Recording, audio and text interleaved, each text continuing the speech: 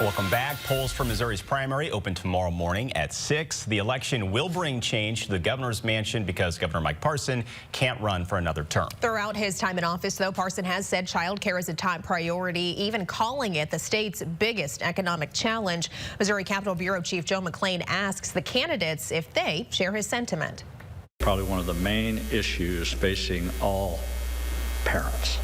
And I will say you all businesses. The number one reason people don't go to work is because of adequate child care. So how is the next governor going to tackle it? We asked the leading candidates for governor for their plans to expand access to child care options. Secretary of State Jay Ashcroft says it starts with tax cuts. And let the people have their own money to spend it on child care if they want, or maybe that means that they have enough money so one parent can just stay at home and take care of their child themselves. A very similar message from Lieutenant Governor Mike Kehoe. Kehoe's strategy involves creating more public-private partnerships to help make having a child care business more economically viable in the state. We're going to figure out ways to let small businesses get into the child care business with partners with existing child care providers. We think we can open up that capacity and put more Missourians to work.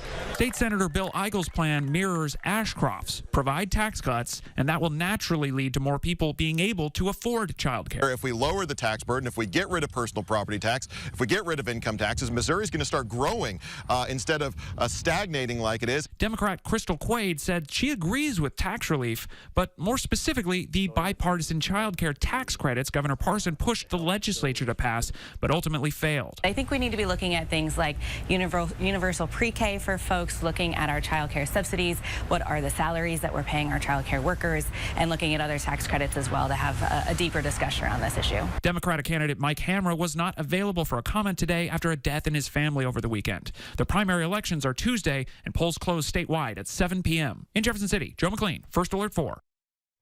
All right, we'll say it again. The polls are open tomorrow from 6 a.m. to 7 p.m. First Alert 4 will have complete coverage of key races and issues during the day and results after the polls close. And you can watch our live exclusive coverage from 7 to 10 p.m. on the First Alert 4 news app, channel 32, and that's Spectrum 186.